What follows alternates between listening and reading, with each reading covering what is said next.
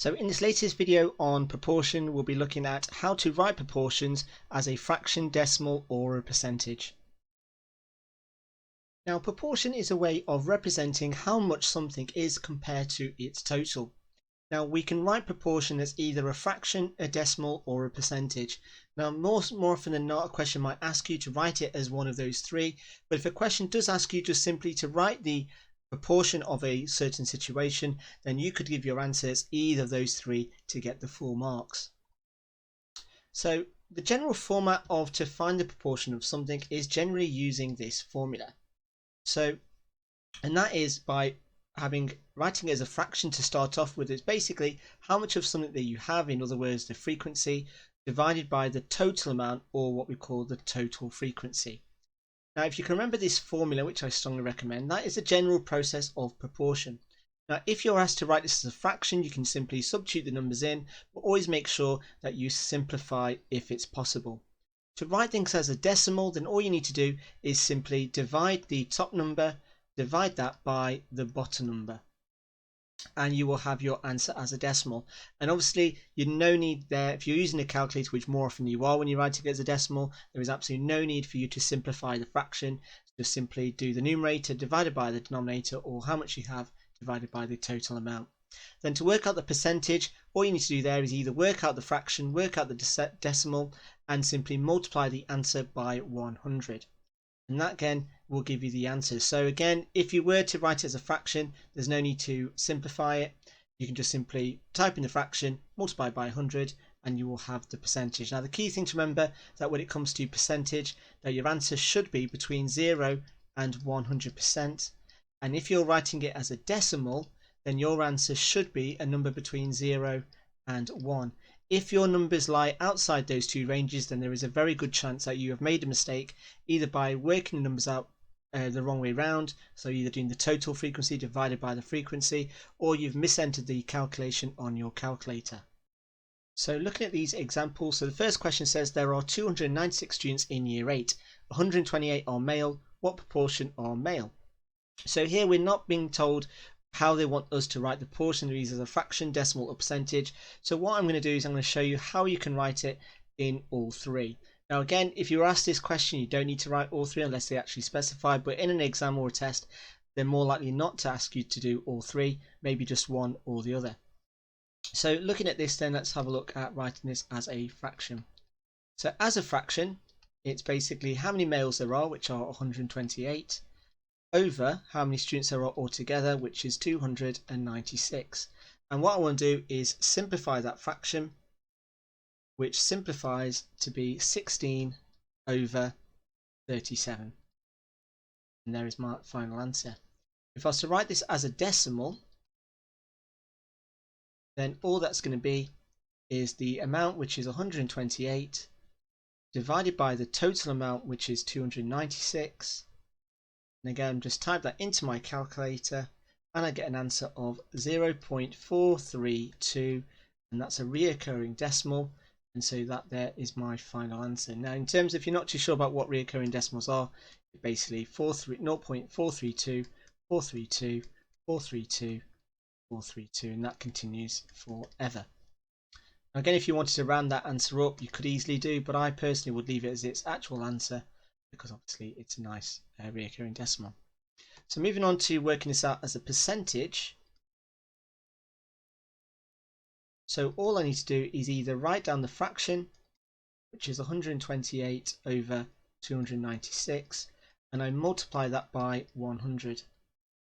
And I can put brackets on the fraction, or what I could do is multiply the decimal, which is 0.432 recurring, and I multiply that by 100, and whichever way I work that out, I should get a final answer of 43.2%, and that's to one decimal place.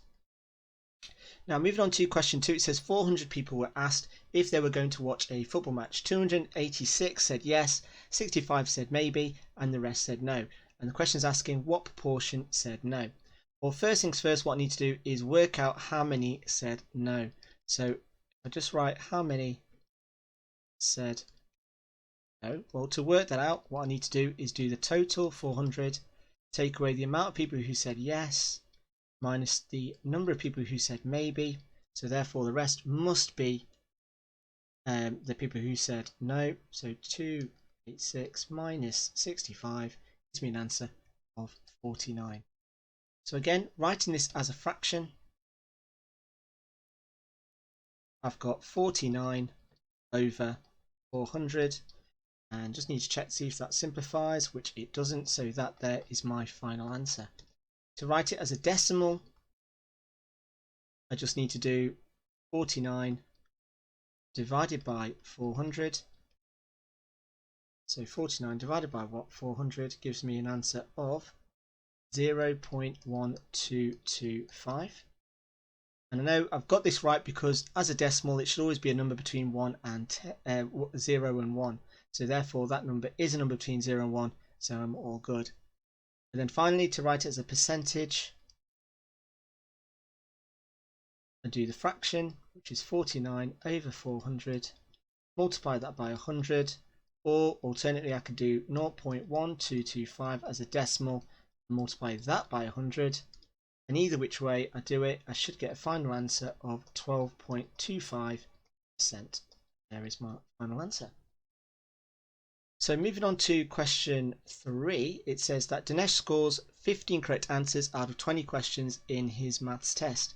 What proportion did he get right? So again, I'm going to write this answer as 3 possible options. So let's write it as a fraction first. As a fraction, it's going to be 15 over 20. Then can this be simplified? Yes, because I can divide both numbers by 5.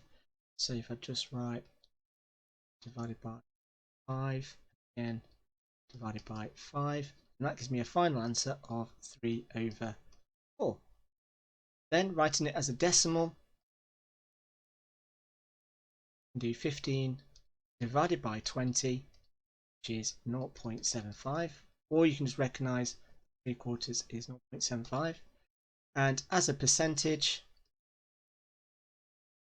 it's going to be 15 divided by 20 multiplied by 100, or I could do 3 over 4 times 100, or I could do 0.75 times 100. Any of those three calculations, I have to say, will give you the correct answer of 75%. Now, question 4, it says that Tamsin scored 24 out of 30 and Jasmeet scored 30 out of 36 in their spelling test. Who did better? Show your working out. So here we're not looking at how many they got wrong, because both students got 6 wrong. But the question is, out of the two, who did better? So again, writing it as a fraction. So if you go for Tamsin, now I don't need to do all 3, so I just need to pick whether do I want to show it as a fraction, so show it as a decimal, or show it as a percentage. Now personally, I would go for either a decimal or a percentage rather than a fraction, because again, unless the denominators are going to be the same, it's going to be really difficult to compare the two answers. So I would always say that when comparing, choose either a decimal or a percentage. Personally speaking, I'd go for percentage, but let's have a look and see how that goes. So here for Tamsin, she got 24 out of 30, and if I multiply that by 100, it gives me a score of 80%. And if I work out, do exactly the same, but this time for Jasmeet, who got 30 out of 36. So if I multiply that by 100, so 30 divided by 36 as a percentage is 83.3 recurring percent. So therefore, which of these two students did better? Jasmeet did better as a percentage.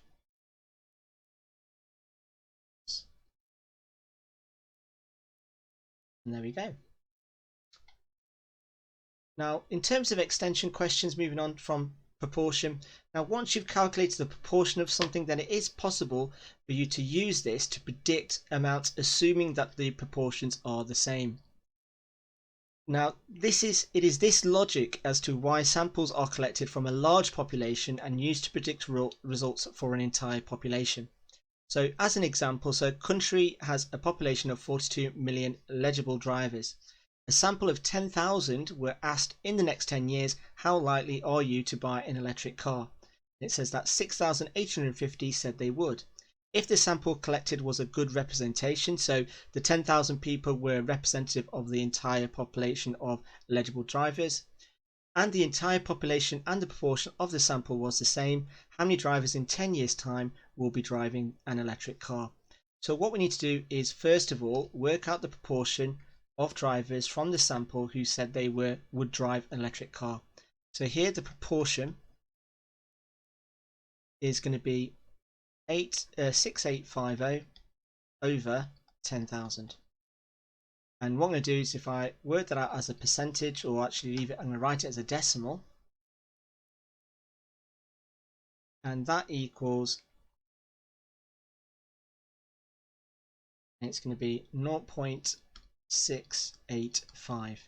So now when I'm going to use this proportion, so basically this is 68.5% said that they would drive.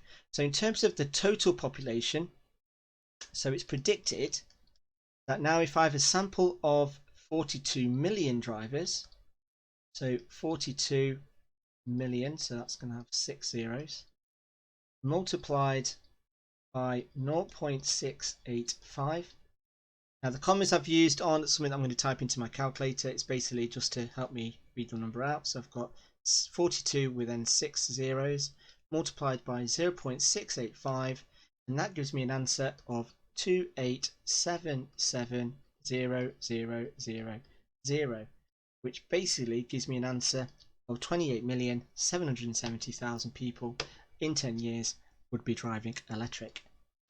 Now this question is a little bit flawed, because technically in 10 years time you might think, well, 8-year-olds at that time would then be 18-year-olds and they could then therefore be driving electric, but also then you could think that in 10 years time how many of those people, sample people, would have passed away sadly. But again, so I wouldn't read too much into this particular situation. It's just a case of reading the information that the proportions are going to be the same, and we're using that proportion value to use it to predict how much are going to be in the future. Now in the description below I will include a worksheet with some questions relatively similar to what we've looked at in this video, and a set of answers for you to check to make sure that you are getting these questions right.